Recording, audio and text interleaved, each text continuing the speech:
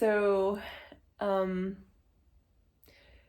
another common question that people ask me in the strip club, guys, and sometimes girls too, I guess, is what's the most money I've ever made in my entire life as like a dancer? That's like a pretty common question. And I don't really like to answer that question usually, but I'm gonna answer that question right now. Um, but so the most money I've ever made as a dancer in my entire life is probably $7,000 in a day. Um,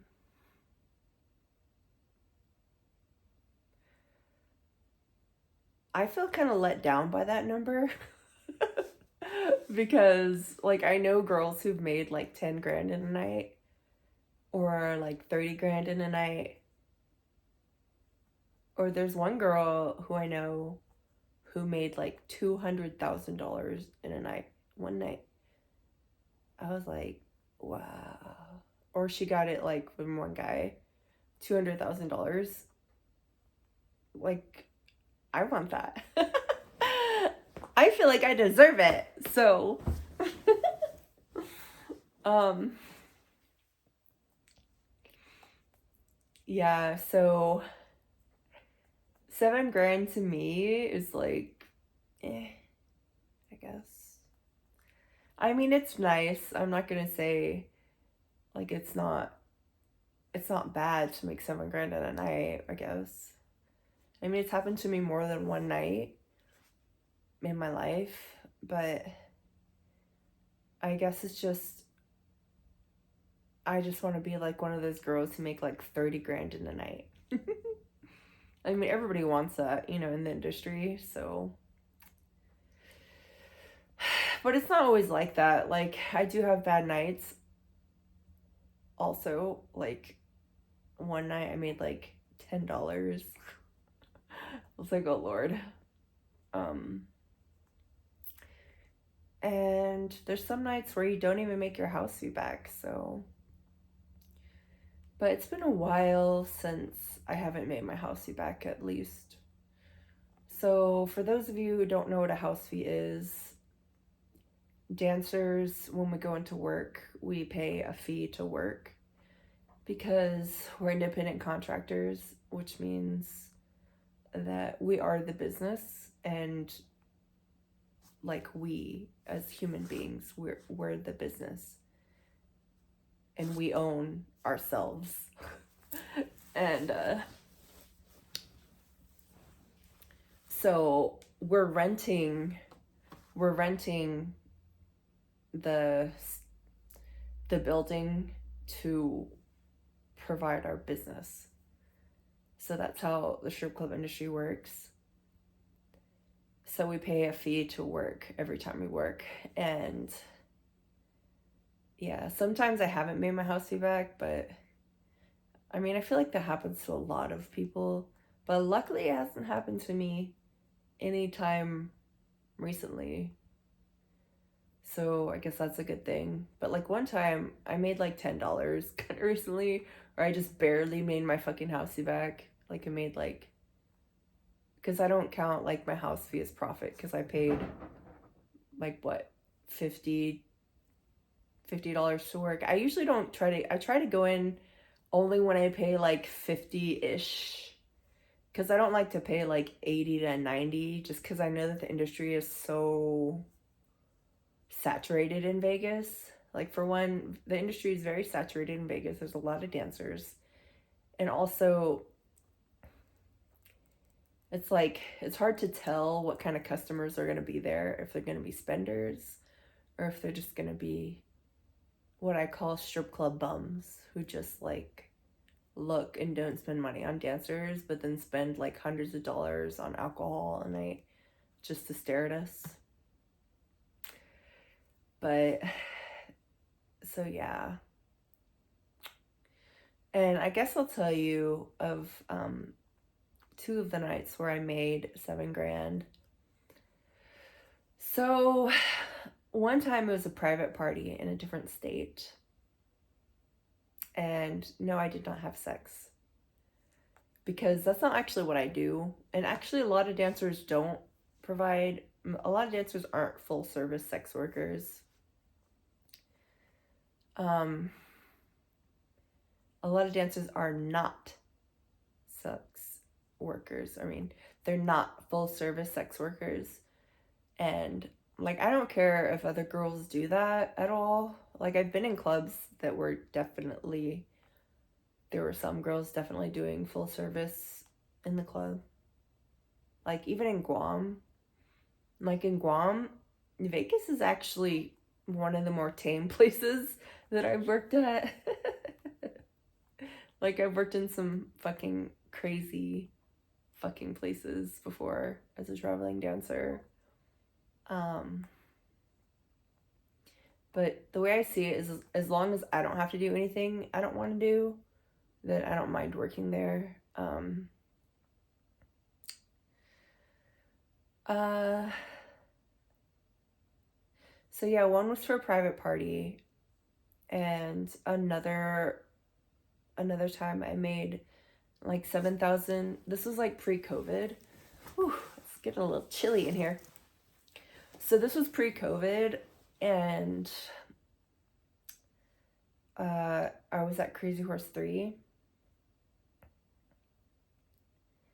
and I was sitting on this guy who was a local, and I didn't know that he was going to spend money, and he wasn't even planning to spend money, but I guess he liked me a lot.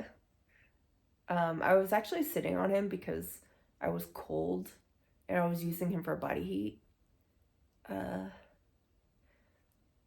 So I was just like sitting on him waiting for the club to get more busy. And I was like sitting there for a while. I guess it was like a really slow night. And then I don't remember what night it was. If it was like a holiday or if it was just like a normal night. But it was like pretty slow for a while. And then I sat on him for, I don't even know, like an hour or more. Just because I was just like using him for body heat. And then he like takes me in the back and does like 4 hours with me and tips me on top of that. So yeah.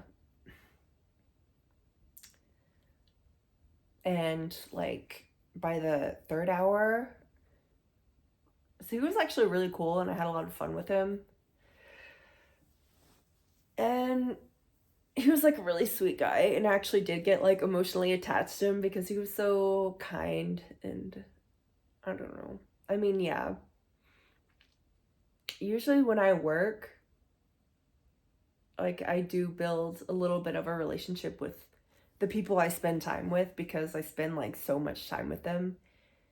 And in my experience as a dancer, guys spend more money on you usually if there's actual a real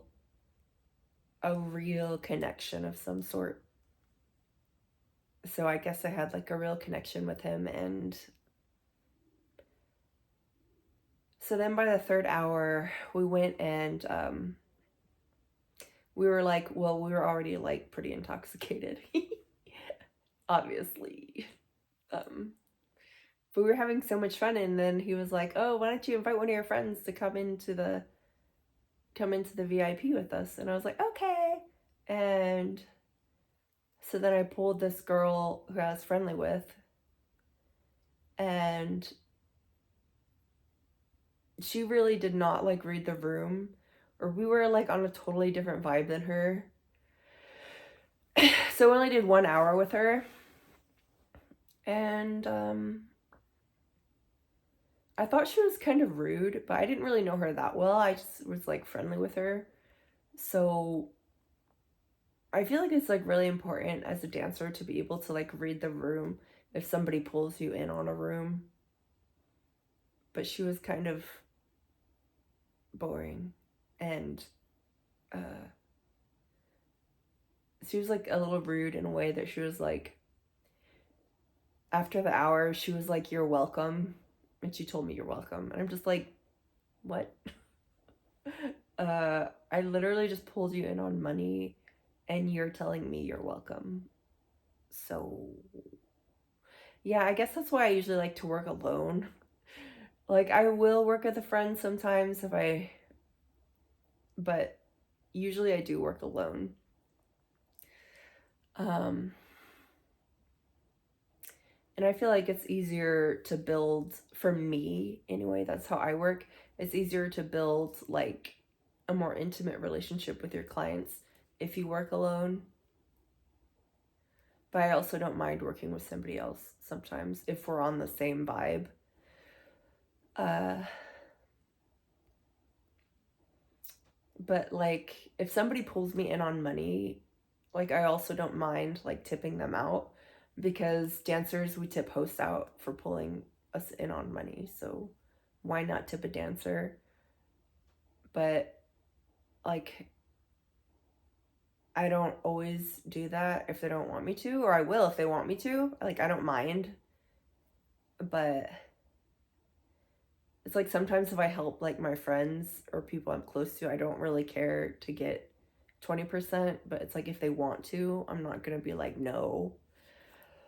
But I didn't ask her for 20% or anything because I didn't really care. But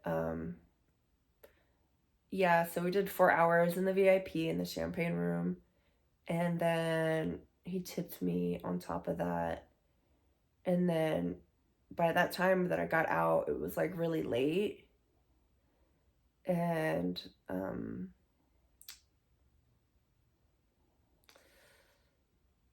then I went out and I made like a few more grand. So it was like 7 grand in a night.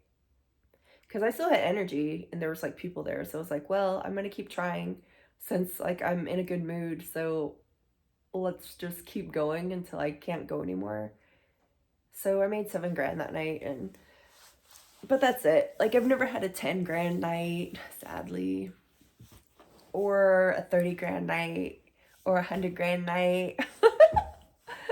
I mean, you can dream, right? So my friend who had a $2,000 $200,000 night, like she said that he like deposited it into her business account, and uh he like wrote it off as a tax write-off. And I was like, damn. So if I ever want to have a $200,000 night, I need to have a business account so he could deposit it into my business, and it would be $200,000 night. Yay! But I don't have a business account, so yeah.